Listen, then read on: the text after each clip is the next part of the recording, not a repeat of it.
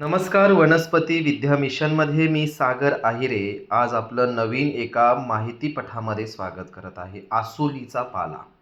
आसोलीचा जो पाला आहे हा मुळातच अतिशय दुर्मिळ आणि दुर्गम भागामध्ये आढळणारा हा पाला आहे. वनस्पती शास्त्रानुसार या पाल्याला विशेष करून आसोलीचा पाला म्हटलं जातं.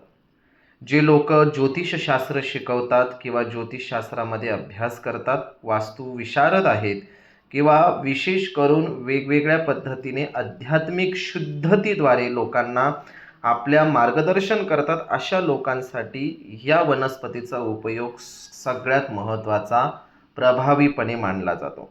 बघा, बऱ्याच जणांना ताप असतो, खोकला असतो, बऱ्याच जणांना नकारात्मक ऊर्जा असते आणि बऱ्याच वेळेस भोंदोगिरीच्या नादामध्ये लोक फसतात. अशा वेळेस वनस्पती शास्त्रानुसार ही जी आसोलीचा पाला आहे, हा आसोलीचा पाला आणि पिवळी मोहरी व जटामाशी नावाची वनस्पती टाकून जर अंघोळ केली तर अवघ्या 12 ते 13 दिवसांमध्ये शारीरिक जर काही त्रास असेल किंवा काही नकारात्मक त्रास असेल तर तो कमी होण्यास सुद्धा मदत मिळते.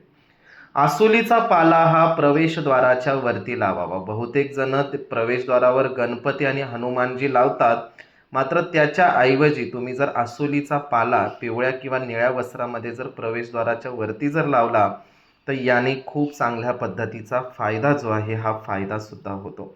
आसोलीचा पाल्याचा अजून तिसरा सगळ्यात महत्त्वाचा उपाय जो आहे, ज्या लोकांना किंवा ज्या कपल्सला संतती होत नाही, सगळे वैद्यकीय उपाय केल्यानंतरही होत नाहीये, तर अशा लोकांनी सुद्धा आसोलीचा पाला हा मूळ नक्षत्रावर काही थोडे दिवस कमरेमध्ये धारण केल्याने त्याचा सुद्धा चांगल्या पद्धतीचा फायदा जो आहे हा फायदा होतो. तर आसोलीचा ह्या वनस्पतीचे अनन्यसाधारण महत्त्व हे वनस्पती शास्त्रांमध्ये सांगितले आहे. नक्की तुम्हाला जिथे कुठे मिळेल तिथे हा पाला आणून याचा उपयोग हा नक्की तुम्ही करायचा आहे. वनस्पती शास्त्रामध्ये शास्त्रशुद्ध पद्धतीने याला अभिमंत्रित करण्याची गरज पडत नाही, किंबहुना याला कुठल्याही प्रकारे तंत्रमंत्र करण्याचीही गरज पडत नाही.